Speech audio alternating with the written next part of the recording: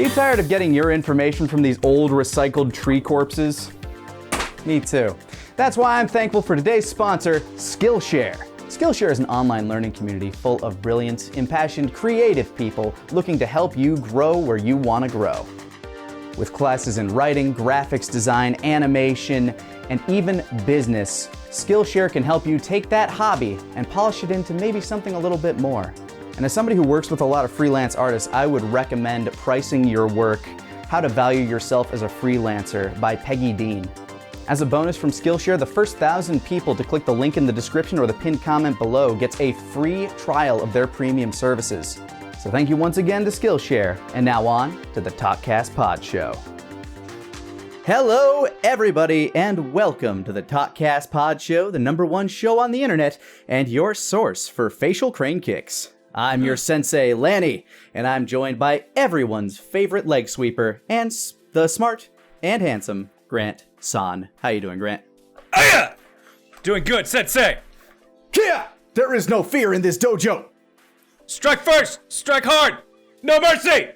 No mercy, and there will be no mercy in this quick TFS update, because I want to take a quick moment to thank each and every one of you that showed up to the marathon stream this past weekend, helping us raise over $21,000 for the American Red Cross disaster relief efforts that have been, all that money is going to help people that have been hit by those wildfires and the hurricanes that have been like storming across the Gulf Coast. So thank you all so much for helping us out with that. Also want to let you guys know that for the foreseeable future here, until I say otherwise, Thursdays looking like there's gonna be some more betrayal with some Among Us streams, because we really enjoyed that last Thursday, and I'm looking forward to killing more of you guys. I don't know what that says about me, but I would definitely play more of it. Hell yeah. Also, for those that missed it, the new Dragon Short is live on this channel. I know its views are currently dwarfing this one's, so, if that does somehow come as a shock to you, feel free to check that out, because the next one is currently in production. Hopefully, we're going to get that out in October for you all. As well, we have Final Fantasy VII Machina Bridge coming out, and DBZA coming out in the future as well in these coming months, so stay tuned and be prepared. Man, hearing it all listed out like that. What a value of a sub you folks have. Congratulations. Props to you. You found someone throwing content at you. We got content, and that doesn't even include what you and Kieran are currently working on. I am very excited to be able to talk about that at some point. That'll be real fun when we can show more of that. Oh yeah. But today we're here to talk about Cobra Kai, because you and I, we found it on the Netflix and decided to finally give it a chance, both just kind of our own free will. Yeah, I kept hearing really good stuff about it when it was on YouTube, but I didn't have the paid YouTube service, so I didn't really check it out. I think it went free there for a while, but it was still one of those things where, like, I don't know, maybe I'm an old man, but part of my brain was like, YouTube, that's not a place for real. Like, there's entertaining stuff on YouTube, but that's not a TV show place. And lo and behold, it totally had maybe one of the like my favorite shows I've watched in a while. Because I took Cobra Kai and ate that stuff up immediately when it was on Netflix, and I was like, I'll check this out. I've never seen Karate Kid, but I keep hearing Cobra Kai's so good, and I love Bad Boys. And turns out, Bad Boy City, this show. Mm-hmm. Like, it's crazy. It's so sad that YouTube just cannot escape that stigma. Yeah, because this is legitimately good. It had a really good budget, and it was really well put together. But the fact that it was on, I think it was called YouTube Red back then. Yes. Like, nowhere near as many people were ever going to see it. Yeah, and it's like one of those things where it's like, it's crazy to me because I try and think about it now, like, where my logic was, but I was like, but it's on YouTube. I'm sure it's not very good. And I'm like, I work on YouTube. There's lots of stuff I like on YouTube. Like, there's plenty of good things, even if I didn't think it was like, going to be a TV show-esque. But lo and behold, like, it's so crazy to me that I feel like this slipped under the radar despite everyone I know who saw it singing such high praises. It feels like YouTube was this weird anchor holding it down. I think that's the stigma of YouTube, though. Like, it's what you go to YouTube for. You don't go there for like high quality, high production television show-esque shows. I mean, the production quality on YouTube from a channel-to-channel basis has definitely skyrocketed over the past few years, but you still don't expect something of like a Netflix quality on there, which is why when this finally dropped on Netflix and people finally gave it a chance, it rocketed up to like the #1 in the US on their little top 10 thingy for like weeks. And it was so good because like it was built with, it had 2 seasons. So like Netflix already has like that binging model kind of down. And this was like just you're used to binging things on this. We've already got a 2nd season for you lined up to watch. And apparently the 3rd season has already been filmed. They're just figuring out how to distribute it or edit it or something. So like there's already going to be more very shortly. And that's Netflix got such a get with this. So you brought this up. You mentioned that before you watched this show, you had never watched Karate Kid, right? Correct. Same here. I still, to this day, have not seen the Karate Kid, like the original 1985 version. But I did see the Jackie Chan, Jaden Smith remake, which should not have the title Karate Kid, if I'm going to be honest. But I owned that Blu-ray for maybe 3 years, never actually watched it. I got it as like part of a bulk thing with a Blockbuster going out of business. It was like all of our Blu-rays are $2. So I was like, hey, I'll watch this someday. No, I didn't. I'll tell you, Grant, you are missing out on some mediocre content. Man. It's absolutely okay. If only I had something to have warmed me up for how excited I'd be about Cobra Kai. But yeah, I never saw the original, and in fact, like just I guess through cultural osmosis and just through like watching the zeitgeist, I know everything about Karate Kid. Yeah, it was one of those things where I did eventually go back and watch it, but I feel like as the show started, the first sequence of the show like kind of gives you the very end of the first Karate Kid movie, and really that's what everyone talks about. They bring up a couple other things, but usually anytime they mention something from the movies, there is a convenient little flashback to it, like immediately. Yeah. So even if you were like me and had never seen the movies, they explain it to you pretty quickly. Which is amazing because like Karate Kid is one of those movies that it basically started a genre of those kids karate movies. I guess ironically appropriately the Karate Kid genre. Yeah, it kind of defined its own genre.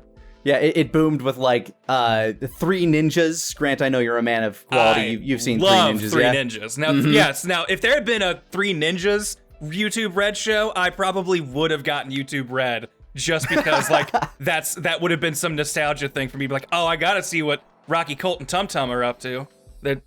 How'd they grow up? They had they played Mario 3. I played that game. They're just like me.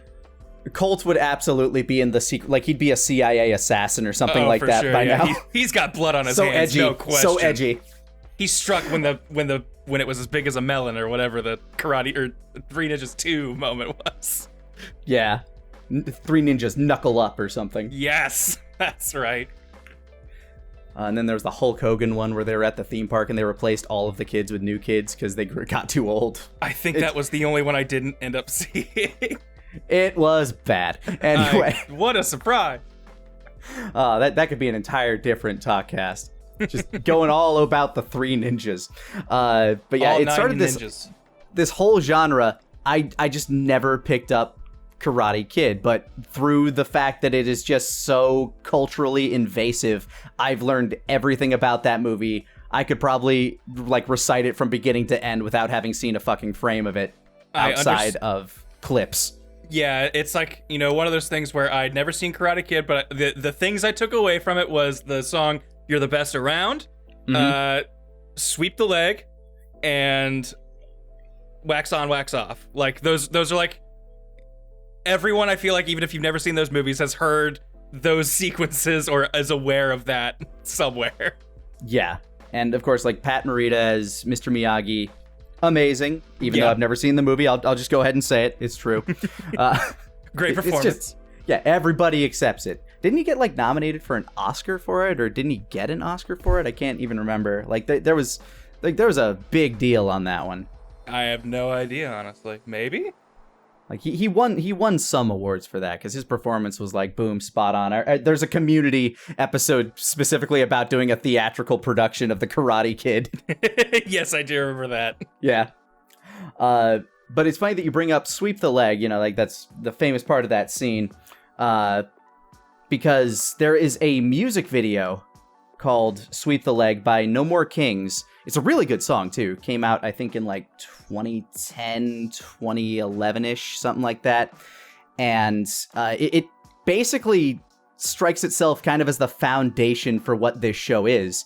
You see Johnny, who's all washed up, just living in a trailer park, reliving his glory days by watching the end of The Karate Kid.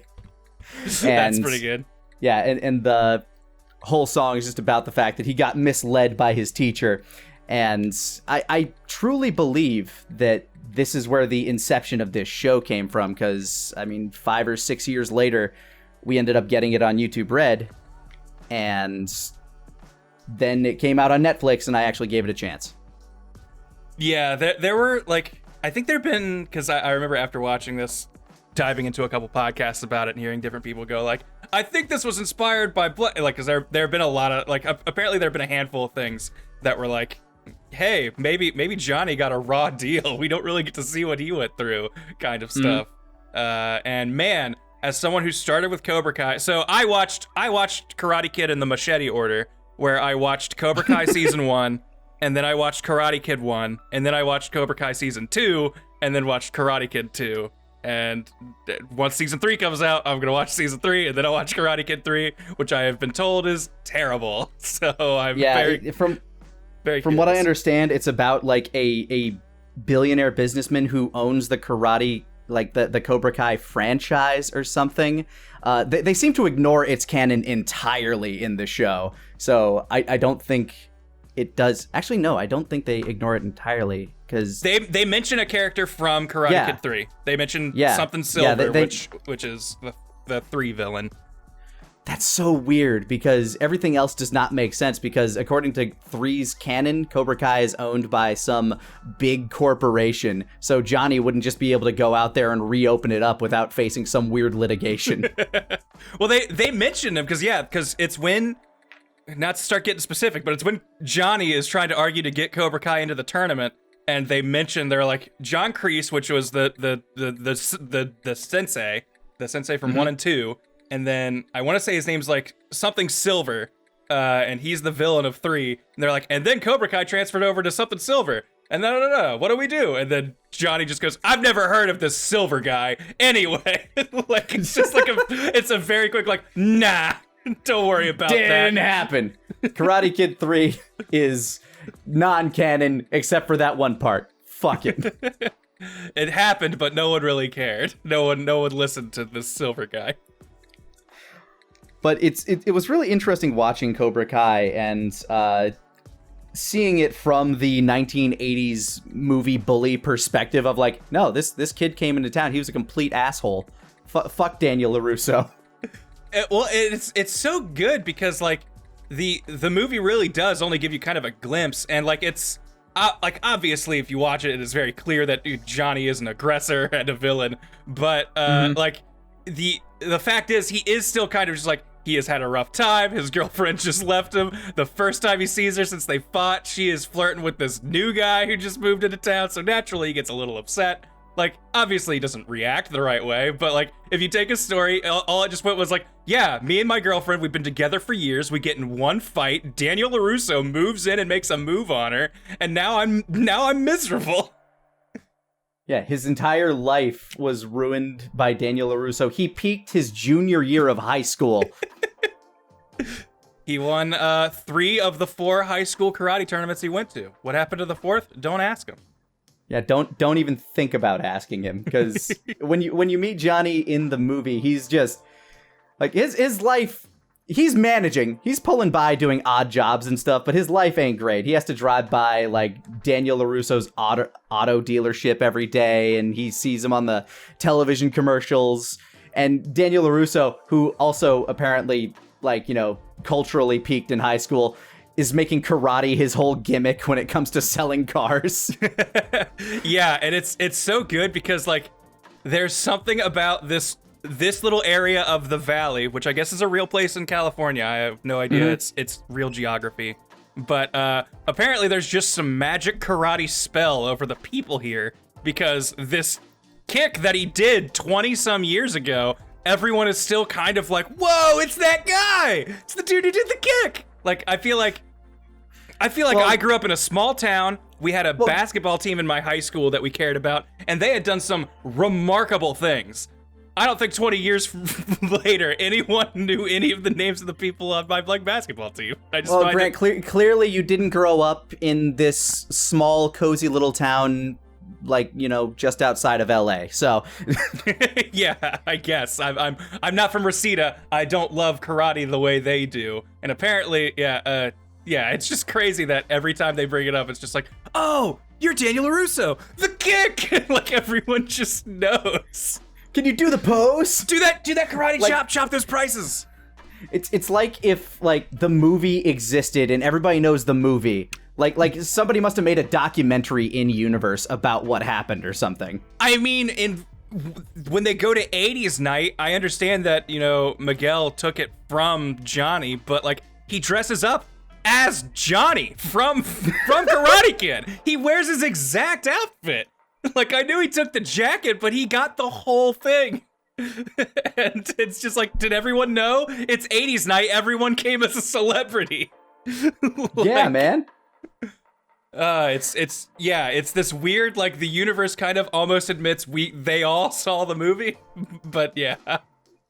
The movie's important. Everybody in Reseda, fucking loves karate. The karate tournament that happens there, it is the event. That is their Super Bowl. This little kids karate tournament. Look, man, it was I guess I could understand from if you were a karate historian. Apparently the story of the Miyagi-Do is pretty fascinating, where it's guy accidentally sailed to China, learned karate, took it back home to Japan, and taught it to the locals.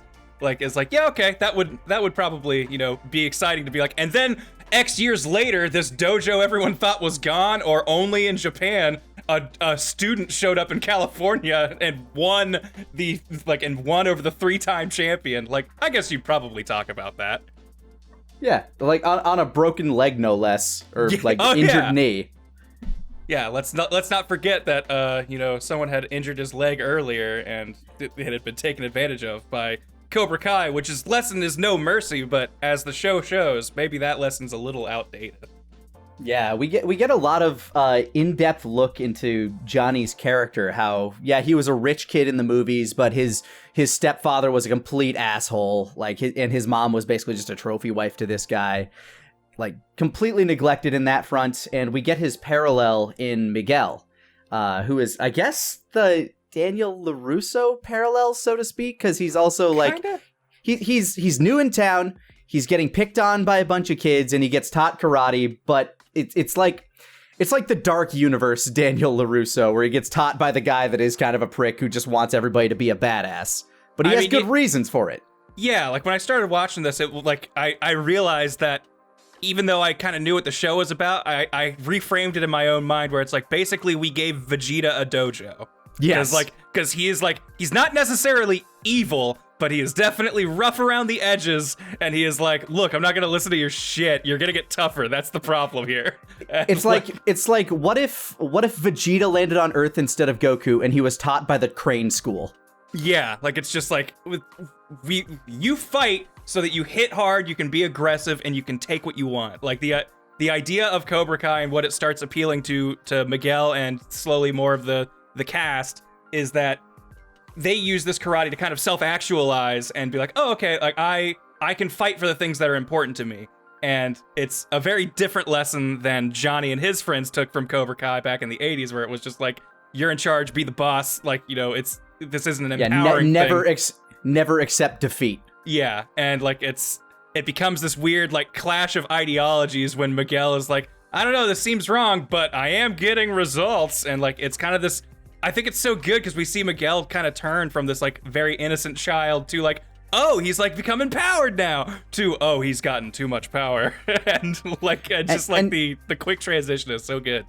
You see that pendulum swing though, because there's another character that ends up joining Cobra Kai karate alongside Miguel as kind of the second round of students. Yeah. Good old Hawk. Hawk. I can't remember his original. Eli Moskowitz. Yeah. Eli Moskowitz. He ends up joining. Yeah, Lip. And you see Johnny just like verbally like abusing this kid for having like this kid. Yeah, who has a cleft lip. He had like surgery when he was a child, but it left this massive scar on his face, and everybody points and laughs at him for it. And Johnny's just like berating him, and you see the quote unquote positive effects of Johnny's berating when the kid finally takes the message. You know what? Yeah, the world doesn't give a shit that it hurts my feelings. I need to give them something else to look at. So he goes home, he spikes up, he like shaves off the sides of his hair, and he gives himself this big ass 80s ass beat 'em up villain mohawk.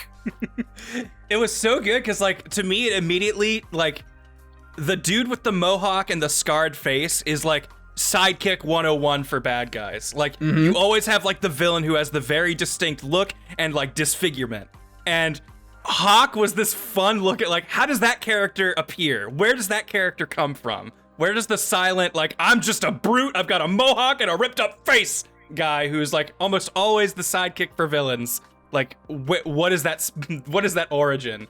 And we get to see, and the thing is, and that's what I think is interesting about Cobra Kai is like, I think that there's layers of truth in the lessons that Johnny teaches. It's just they're very easy to go in wrong directions. But like the concept of like, you have something you can't change about yourself and people are going to attack you for it. Your options are to own it or to give them something else to talk about. And like the direction of like giving them something else to talk about like can be good, but if you turn it into a toxic thing, it's just as bad or worse, and will make you even more miserable in the end, because now you are responsible for all of your pain. Which is what makes Hawk this great dark mirror for Miguel. Miguel starts like learning karate from Johnny because he just wants to be able to defend himself and fight for what he wants, and you know he has a crush on Daniel LaRusso's daughter, so he's Amanda. So he's Samantha. Samantha, yes, right? Yes. Samantha Russo, yeah. Amanda's the wife. So he, learns karate so he can be better at all the things that he wants to do and be more confident. And then Hawk does basically the same thing, but unlike Miguel, who kind of like swings too far one direction and then starts to backtrack when he realizes, okay, maybe I've gone too far, Hawk just keeps fucking going, which makes him this great foil to Miguel in the second season. Yeah, Hawk gets like results immediately from his character shift, and so he doubles down every chance he gets because like in his mind it's just positive reinforcement, and it just he gets a girlfriend, he becomes popular, he gets lots of friends, he gets more confidence, he starts like he's able to kick people's ass, he gets this big ass tattoo, like he's soaring sky high. And then like every opportunity he gets, he will cut down people who used to be there for him, like Dimitri. Kind of a minor character through season 1, gets a bit more stuff in season 2.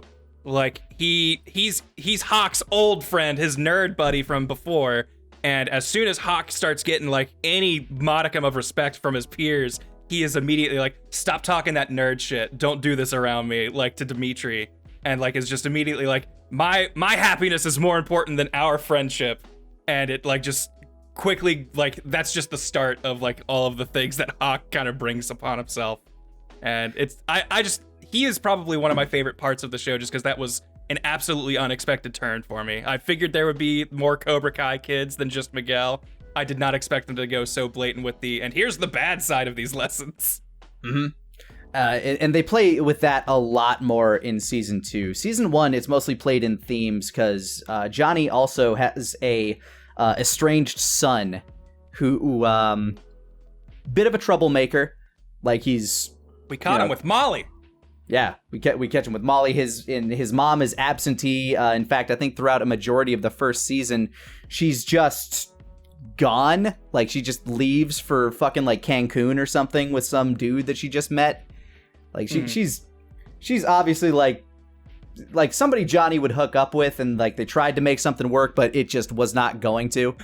Like they definitely had a We all know Johnny's still in love with Allie from high school because that's all they can fucking talk about.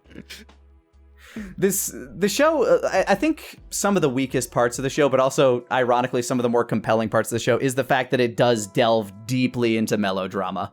Yes, no, I was kind of conflicted with season 2 because I feel like season 1 is definitely all about like here's Cobra Kai and kind of their journey specifically, and we have a lot of stuff cutting back to Daniel LaRusso, but it's like a lot of him, in my opinion, always looking ridiculous and out of touch because he's like, Cobra Kai is evil always and forever. I can't not think it's evil. Bad, bad, bad, bad, bad. And Johnny keeps like coming in with like, well, here's what we're doing for the community, and here's people who are taking positive things away from this. But Daniel's like, nope, it's Cobra Kai, must be evil, must be bad.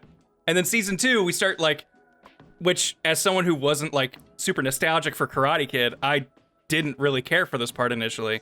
But we start getting a lot of Daniel LaRusso's rival dojo to Cobra Kai. Yeah, where he reopens Miyagi-Do and starts trying to. Yeah, and it just kind of feels that. And it just kind of feels like, well, here's our good guy karate squad. And like, while you need that for the conflict, I was definitely like, I came here to see the Cobra Kai stuff and like how these characters have to live in a world where they're being taught by maybe an anti-hero for sure, possibly a villain. And like, I that's the part I find more fascinating. Whenever we would cut back to Miyagi-Do, it just felt like, here's your typical good guy karate students learning how to fight bad guy karate students, and it felt so much less to me. I don't know. It does become a bit Romeo and Juliet in that aspect in its melodrama, where it's like, oh, these two, like, I mean, they still clearly have feelings for each other, but then there's this guy, like there's I don't even know how many love triangles there are. But my sensei hates your dad. But my dad is your sensei, and I love my dad, but I hate you. And we both like this girl, and but then there's this crazy girl who's also kind of cool, but is clearly fucking crazy. She's just a little intense, maybe. Just a little. Like she's that edgy girl that shows up on the first day of school and just tells you like, here are all like the cool bands I listen to. I found them in my uncle's 8-track drawer. Well, a slight deep cut. Her name is a reference to the love interest in the first movie, because the first movie, the love interest is Allie with an I, is always how they talk about her. It's A-L-I, Allie with an I or something. And Amy, when she introduces herself, the first lines are, I'm Amy with a Y. And it's just like, oh, okay, I see the parallel here. But she gets to be an actual karate kid. And so, you know, she instantly shows up and she's already like really good at karate. Like she kicks. She like, took a couple kickboxing lessons. She says. Yeah, she beats Miguel in their first spar. I mean, maybe he wasn't going full out, but she knocks him down, takes him down a peg. At that point, he was already the champion, so you know it was clear he was definitely at least capable of being very good at karate. And the second season also reintroduces John Kreese into the fold, which. I mean, it made for like an interesting look into Johnny's past a bit more, and we got to see some of him interacting with the other Cobra Kai students, like from the past. It was, I think season 2 overall, like not quite as good as the first season, maybe, but it did have some really great episodes. Yes, I think season 2 may possibly have higher highs. I'm specifically pointing at. I loved the season finale of 2. Oh, yeah. Like, it just goes nuts. It ends on a real soap opera note. Like, bunch of them. But that whole episode is just, like, to the, like, we crank everything to 11. It's just like, let's bring this insanity to a school full of children. And what if it was just a giant school-wide karate brawl? And, like, it's incredible. Like, I love it. It's amazing how accepting fucking this entire city is of just random karate fights breaking out everywhere. This is a community where karate is the most important thing. And that's it's so funny because it turns around so hard, because at the beginning of season 1, anytime Johnny brings up karate to someone, they're like, yeah, that's lame. Whatever, bro. But like by season 2, we kind of don't want you to think that that's what the universe feels about karate anymore. So it's just, we saw some karate kids beat up some people at a mall or beat up some bullies at a school, and so now beat everybody some kids up under a wharf. Yeah, so now everybody on Earth thinks karate is the fucking shit, and we're all going to just accept that it's great. And when karate comes to our school and is a nightmare, the teachers just go, they don't pay me enough to stop this. Go and do what you want, kids. It's a fucking anime. It absolutely is. If you replaced karate with card battling and Daniel and Johnny with Yugi and Kaiba, you could have this. You could have a very competent live action Yu-Gi-Oh show. Very, very, very much so. And yeah, it's great. I definitely really like this show a lot. I was surprised how much I enjoyed it. I just kind of like put it on to like put something on while I was cooking. And to like have it on in the background, I'm like, okay, people are watching this, and I know this came out on YouTube like years ago. I'll give it a shot. And then I stopped cooking and just started watching it. Yeah. I have some friends who have a podcast, No Mercy, a Cobra Kai kickback. There's your plug, guys. But they kept plugging their show, and I was like, I know these guys, I know their tastes, and if they like Cobra Kai so much to have made a whole podcast about it, it must be at least all right.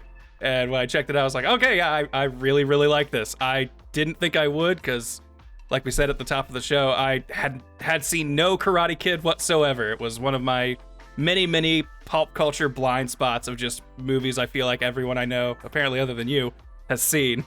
And it was just like this thing where I was like, I'm sure I'd love that show if I cared about Karate Kid like everyone else in America, but not me. I'm too cool. And then once someone was like, you really don't have to watch those movies to like this show. It's like, all right, I guess I'll see. And I like the show so much, it made me go back and watch 2 of the movies.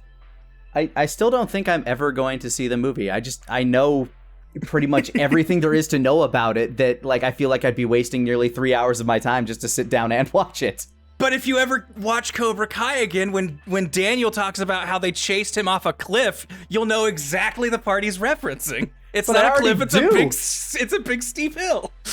Yeah, but I already do know what they're referencing, because that scene has been in like so many pop culture references. Well, what about when they go to Halloween and he's dressed as a shower? As a skeleton? No, Johnny's the skeleton. Yeah, Daniel goes as a shower. Yes. Sorry, I was thinking of the Halloween party in the show where Miguel shows up as a skeleton. As a skeleton? Yeah. Because everything needs that parallel. They need to reference every single thing, so I don't have to watch the show. History repeats itself. Mm-hmm. But it's like poetry. It rhymes.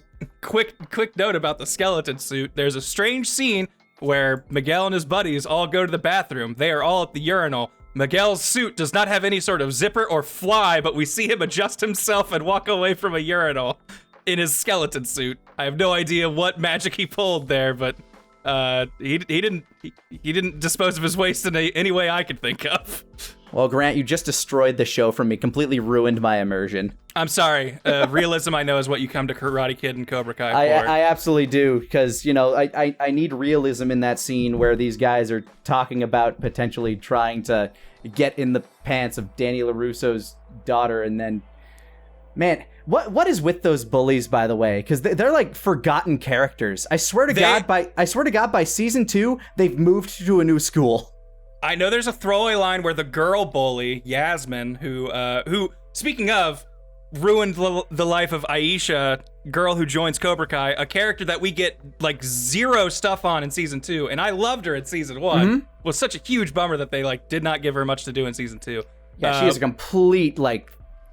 a complete background character in season 2, sadly. Yeah, and she's so good because she's like Johnny's first introduction of like sort of gender politics, where it's like, no, women can also learn to defend themselves and fight. It's cool. But speaking of realism, though, 2 things I found a little concerning. One, so Johnny's kid, we kind of get to know him, see him. He starts training with Robbie. Daniel, and Robbie starts training with Daniel. You know, the classic, the my son goes to train under my enemy moment. But we learned that like his background is rough. Like you were talking about, his mom's never there, and clearly just kind of like hopping from dude to dude, and his dad was absentee / a deadbeat, hard to say. And his mom obviously talked shit about him any chance she got. Yeah. But his mom comes back briefly to basically say, hey, I'm going to rehab, and like I'm gonna get myself put together. You should stay with the LaRussos or your father, because I don't want my hatred for him to ruin your relationship with him. which is like this big grow up moment. Now, the part that struck me with realism, maybe I'm a bit more of an empath than Robbie is, but this scene is immediately followed with him sneaking out with Sam to take her to a party where they both get, well, she specifically gets remarkably drunk. And it's just like, your mom literally told you she's going to rehab like half an hour before you ran to this party. And now your girlfriend, who you've been very concerned for and you've been thinking might be a little less than stable lately, is doing a ton of drinking. And you're just like, should you be doing that? Well, okay, what, you have fun. And to be fair, he did seem concerned that scene, like just like, you don't have to do this, okay, but he's like, he's not gonna tell her what to and not to do. True, but it felt very like, I don't know, it just felt very weird that it would be like, your boyfriend's mom just went to rehab, but I've really got to drink to teach this girl a lesson, and it felt like weird for the Sam character because up to that point, which I guess this does lead her to a spot where she can be in a moral low ground to set up for a finale. Mm-hmm. But throughout the whole series, almost up to that point, she has sort of been like the moral figure and kind of telling everybody else like how they're being wrong, and she's Miss Goody Two Shoes. But I think it's definitely necessary though, because while she was that moral high ground, she, like, in season 1, she does come across as a little too perfect though, right? Yes. Very much so. And like, and season 2, they definitely do play with that a little bit, because like upon meeting other karate girl Amy brings up something like, hey, I swiped this bottle of vodka because we're cool teens and we're gonna go drink. And Sam's, stick in the mud, you shouldn't steal. That's not right. Don't do that. And then later, when people's wallets end up missing, completely unrelated circumstance, she immediately goes, I bet it's that girl that stole the vodka because all thieves are all the same. Bah! And like it is this like, hey, maybe you should not judge people so quickly and maybe, realize moral relativism and stuff like that. Yeah, it's that weird rivalry that started by like one of the two, like, I guess they're kind of interconnected love triangles. Yeah. Where there's like this love triangle Venn diagram going on in this situation. Where like she still has some feelings for Miguel, like, unexpressed, unrequited. Well, I guess they are requited, but she just hasn't processed them properly. And she's then realized that he's going down a path that she just won't stick around for. Mm-hmm. And meanwhile, Amy, who shows up, just like starts instantly going for Miguel, like just like, okay, yeah, no, he's tough, he's cool, and we can do this, we can make this work. So there's that whole rivalry thing going on. Then there's Robbie Keene, Johnny's son, who's crushing on Samantha, and Miguel still has feelings for Samantha, and that whole thing, and it's super melodramatic. Like it turns into a high school drama, like big very time much. In the second season, because there's a lot of like, oh, these people broke up and these people are fighting now, but when they're fighting, it's also with karate. Yeah, it's very, very much the gets my Boy Meets World in there with with all of my Karate Kid. It definitely gets to mix the stuff. Also, I keep saying her name wrong. It's Tori. I made a mistake. Tori, yes, not Amy. I was going to say, it sounded odd to me, but fuck it, I'll go with it. I've been wrong. I was wrong. Amy's the girl from Karate Kid 1. Okay. That's where my mistake was coming from. But yeah, gotcha. But yeah, it definitely dips into the teen drama. Oh my goodness, will they, won't they? Will these pretty teens fall in love with each other?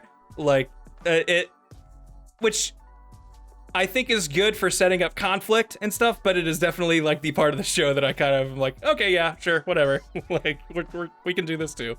Yeah, season 2 is much more about relationships. Although one of the ones that I really liked that they played with was the couple of episodes and couple of scenes, which are some of my favorite scenes in season 2, where Johnny and Daniel kind of find some common ground and actually look like they can be friends for a hot minute. I'm just like, oh, yes, okay, yay. But every time they do that, it's like the giraffe in Last of Us. They're giving you good so they can give you bad. It's like, okay, they're friends now, and John Kreese is even more evil than you thought. But but then this happens, but then this also, but then this guy dies, and you have to, oh, come on. Okay, Nick, I know you're a fan of like the evil emperor type, the guy who's like, this is clearly not a character who we have any intention of redeeming, he is just the villain. How did you feel when Kreese shows up? Because like, I loved the conflict sort of being Johnny wrestling with his own like upbringing and just kind of having to deal with it on his own. Bringing Kreese into it, I thought brought a very clear like, no, this is what bad is, Johnny. You don't want to be this. And I like, well, I think it's important to like give your show a real villain. It felt like it undercut Johnny's development because it felt like we needed him to have someone really bad to look at for him to go, okay, this is too far. I wanted to disagree with you there, but here's how I felt. When he first showed up at the end of season 2, I'm like, okay, you're setting up for this conflict now. Interesting. I'll see where it goes. Then episode 1 rolls around. They're obviously like conflicting with each other. They have a pretty cool karate fight at the beginning of season 2. And eventually, you know, they start humanizing Kreese a bit more. And that's the part where I actually kind of liked it, where it's like, okay, so we're starting to understand his motivations a bit more. But then near the end of the season, they pull like a complete fucking 180 on you. It's like, nope, no, he was just a bad guy. Fuck him. Like, he's a sociopath.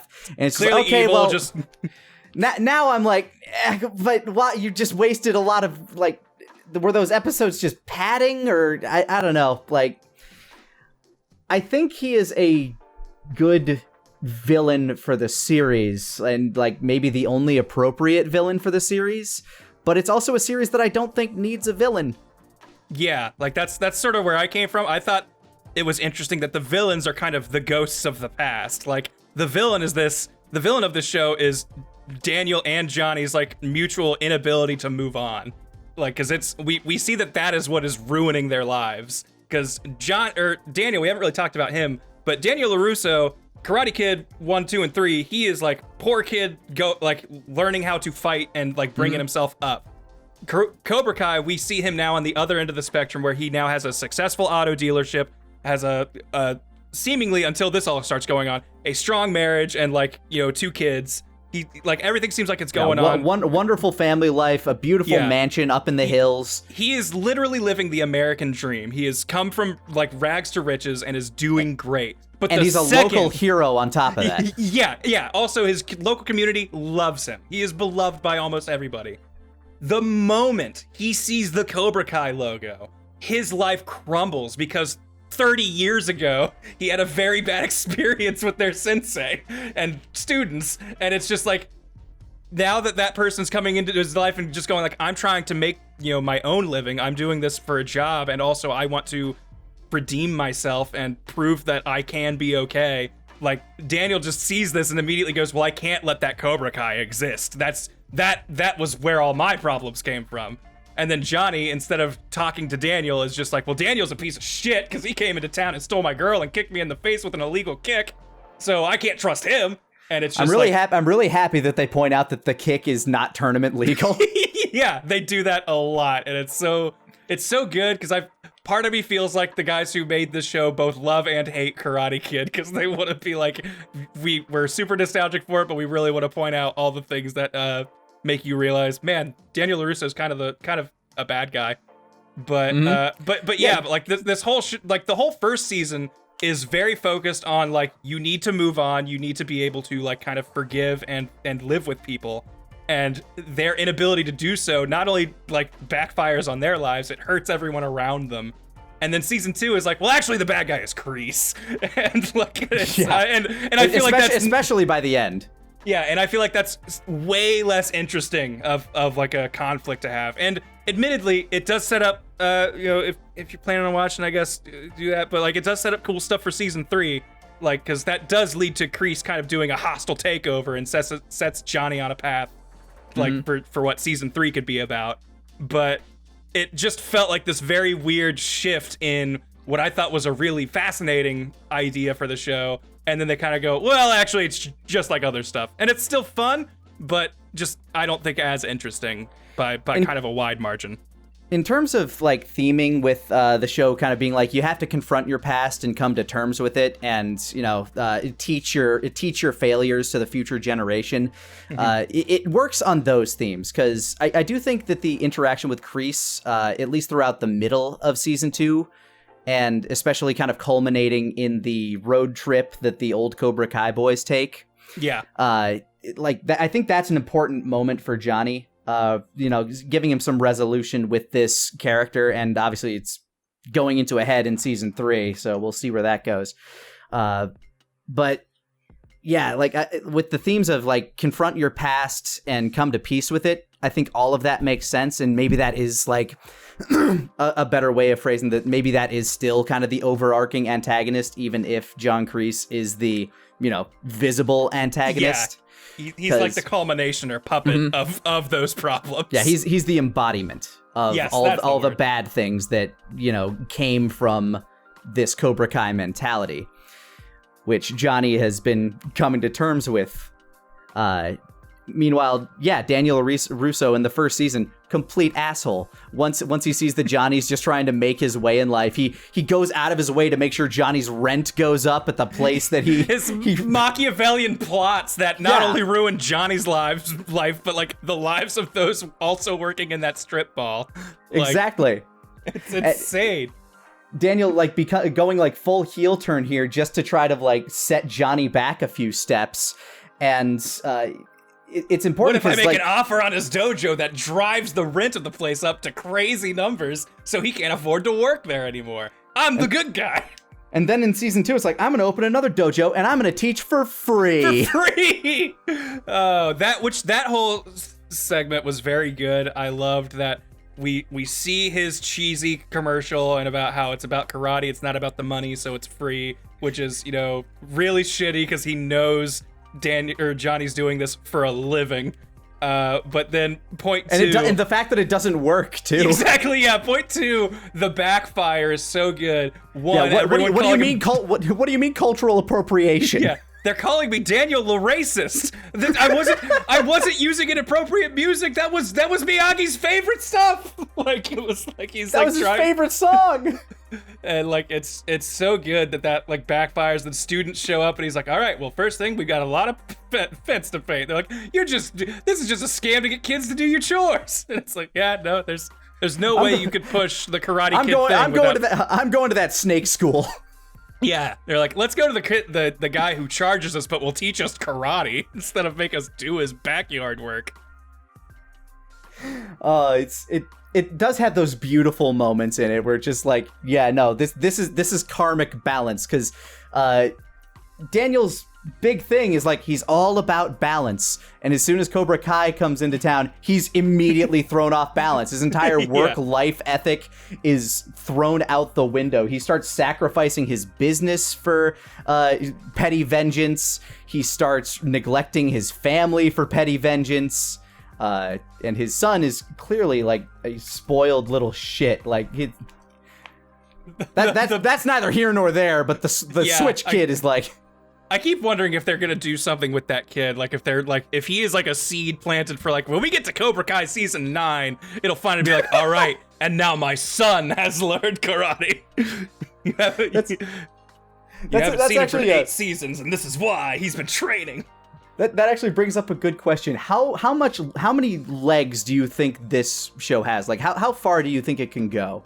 I can't imagine like I think 5 seasons would be the absolute max I could think for this. I was gonna say, yeah, that would be like my longest thing, because really, I think it would be poetic and fine and good if there were only 3. Like there were 3 Karate Kid movies, I say, not looking at the Jackie Chan one. But you're also not thinking of the next Karate Kid, which was no. You're right. Okay, maybe there can be 5 seasons if there's one for every movie. Yeah, just one per movie. Yeah, one for every movie, so 4, maybe 5.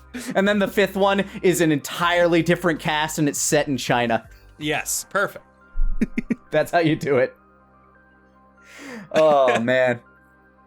But yeah, I really like this show. I really like what they've done with it. William Zabka, who I don't think has been in a whole lot since the Karate Kid. Maybe I'm wrong. but I don't think so. Absolutely, yeah. Apparently he's done like a lot of walk-on roles and guest roles on some sitcoms and stuff like that. Probably showing up as Johnny Lawrence, I would assume. In some cases, yes. Because I know he shows up in How I Met Your Mother as Zebka, but under the guise of Neil Patrick Harris's character is way into Karate Kid and loves Johnny Lawrence, so he is there as Karate Kid. Yeah. But this, like, he's fantastic in this. No, yeah, he does a great job, and yeah, it was definitely one of those things where like I like him, and if you were like me and watched Karate Kid immediately after this, you realize, oh, he gets like 4 lines in this movie. Like this like he really gets to act here, and I think it's kind of amazing. Like not that I doubted him or something, but like he does a really good job, but it's kind of a shame that he does not get to do more in those movies that he's known for, because he's clearly capable of it. It does make me a little sad that they do focus a lot more on Daniel LaRusso in the second season, and I wonder how much of that is Ralph Macchio like politicking, and how much of it was a actual need for just like development in the Russo household, because the Russo stuff is honestly less like some of the least interesting stuff to me. It was, yeah, for me, season 2, I still really liked a lot of it, but anytime it was focusing on the Miyagi-Do like folks, I was mostly like not checked out, but it was like, okay, we're gonna get through this so we can get back to the good part in my mind. Which it's because you know exactly where those scenes are going. It's like, yes. We have to both balance on this wooden plank. And if only we learned how to understand each other. And Robbie and Samantha are gonna end up making out over it. So it's, you know. What, these two hot teens who have to practice karate in the hot summer sun are gonna fall in love? Whoa. And live together? Yeah, that's right. Yeah, that helps. But like the thing that made me start liking Miyagi-Do a little bit more, and maybe this speaks to me, is when the shitty kid Dimitri joins the dojo, and his whole bit is just like, yeah, I'm not doing this. No, can I like learn these karate lessons like in a book instead of working so hard? And like, which like as stupid as it and shitty as it is, I know that's me in any situation. Like I definitely read myself into Dimitri like as the, you know, oh, I get what you're trying to do. I'm gonna do this fence painting like a million times to give me muscle memory so I'll be able to do karate moves in the blink of an eye. What if you just taught me those karate moves? Like, I get this is what you want me to do, just let me skip this step. And Daniel's just like, do you even want to learn karate? Really? But then, you know, because it's a show and because we gotta have that teen drama and things gotta work out, lo and behold, you're neurotic. You notice everything bad about things. Maybe you should use that in your karate, and suddenly he's good at it. Well, yep, like I said, it's an anime. Yeah. I was always waiting for that moment where he finally like had that his oh, I can do this moment. It kind of comes in season 2, but also not really. It does seem like the one thing I kind of like about Dimitri is he seems to be the only one unaffected by this karate magic. yeah, he's the one who has gotten through the karate spell, because everyone else, as soon as karate entered their lives, it became the most important thing. And for him, he tried it, didn't like it, was like, nah, this isn't for me. You guys do whatever you want. Then later he's like, well, all my friends who used to be my friends are harassing me. I'm starting to realize that operating in a group makes a lot more sense. I'll join up with you guys, but I still really don't give a shit about karate. And yeah, I need backup. That was his his reasoning for joining Miyagi-Do. Yeah. The way he phrased it, he's like, but I get the appeal of joining a gang. And it's just like, yeah, that's how he looks at this. This is not some life lesson he's going to take and learn from, which is what this whole show is kind of about. Karate can be your surrogate dad and teach you all these lessons. It's truly just painting it for the West Side Story like colors that it has. Yeah, and it's just like for him, he's just like, no, whatever. I don't care. Like I just get that I'll feel safer if strong people are around me and say they'll protect me. So I think it's safe to say we both recommend Cobra Kai. Definitely go check it out. I would highly recommend it. And Nick, I know you think it would be a waste of time. I would also recommend, even specifically if you feel like you know everything about Karate Kid 1, you should check out Karate Kid 2. It's actually pretty good also. It's that's the one where he goes to Japan, right? Yes, yeah. See, even through cultural osmosis, I've pulled some of that out of the ether too. I honestly knew nothing about that one, but yeah, Miyagi has a family emergency and must go home, and we learn his origin story and where he learned karate. Just to kind of wrap around on this and kind of like tie up this conversation, are there any like movies out there that just through cultural osmosis you know pretty much everything about them and have never felt the need to watch? I am sure there are, but they are not coming to my mind. But like, I don't know, rattle off a couple classic 80s movies and I guarantee that those are ones that'll be like, nope, I haven't seen that, but I have a pretty good idea. I think I know what happens in it. How about the Richard Donner Superman movie, like the original? Like, because that was one for me that until recently I hadn't actually watched. I have not seen that one. Let's see. I know a big one for a lot of people, even though like I've definitely seen this movie a number of times. Terminator 2. I feel like I watched it, but like as a child so young, I really don't remember it at all. I know there's but you know everything about it, right? Yeah, I know it's got the transforming Terminator, and that's the one where Arnold comes back to fight him and shit, and that's the one where he sinks in lava with the thumbs up, right? That's 2. Is that 2? Okay. Yep. Then yeah. I feel like I got some of it, but yeah, I would not say I have seen it, even though I'm pretty sure I have technically. One that I've never watched, but feel like I know every single thing about and have no reason to watch. Bill and Ted. I have seen that one. All right, I'm gonna do what I always do and look up a list of like iconic movies and be like, look at all these ones I've never seen. Mm-hmm. All right, let's see. I've never seen Reservoir Dogs. I feel like I've heard that one talked about a lot. But you feel like you know enough about it that you don't have to. That's a heist, right? Isn't that what happens in that one? I can't remember. I actually don't think I know that one. So Reservoir Dogs is basically a heist movie, but you see everything except the heist. You see the planning stage and you see the aftermath, but you never see the heist. Okay, I see. Then I might basically know it, because yeah, I feel like I understood. Like I feel like I know they plan a heist. I don't really know how the heist goes. So I guess it goes poorly. Surprise, I guess. But okay. Oh man, I feel bad because I know I have like a million answers for this. Just none of them are coming to my mind. I only recently saw Pulp Fiction, if that counts. Saw it like 2 weeks ago. But I had no idea where that movie was going, to be fair. Yeah, it's kind of hard to put Pulp Fiction on that list because of how avant-garde it is with its storytelling. Yeah. Like it obviously you know some of the scenes in Pulp Fiction. But... Okay, here's one. It's a bit more recent. I've never seen Slumdog Millionaire. I'm fairly certain I know exactly how that goes. That's the one where she's learned to fight and she's basically getting herself like it's a rags to riches story through fighting, correct? You are thinking of oh god, what, $1 Million Baby, Slumdog Millionaire. Dollar Baby. Slumdog Millionaire is the Who Wants to Be a Millionaire thing, right? Okay. Yes. Yeah, I was getting this mixed up. Dev Another Patel. movie I haven't seen then. Those two. Got those Slumdog wires crossed Millionaire because I've seen neither of them. Slumdog Millionaire is probably one that you can't pick up through casual cultural osmosis, I'd say, yeah. But movies like Friday the 13th, where it's like, you know the premise enough where it's like, I don't need to see these. I know Inception is about dreams and that they're very confusing. Never saw it. It's exploring dreams and murder. But yeah, it's crazy how many of them there are out there where it's just like, yeah, I know everything. Like, I know a lot of people who have never seen Rocky, but know everything there is to know about Rocky. Like, yeah. And all of its sequels except the 5th one, which doesn't count. Yeah, which everyone forgets. Pretty much. But hey, for those of you watching on YouTube, what are some movies that you have never seen but pretty much know back to front and never feel the need to watch them? And what did you think of Cobra Kai if you've seen it?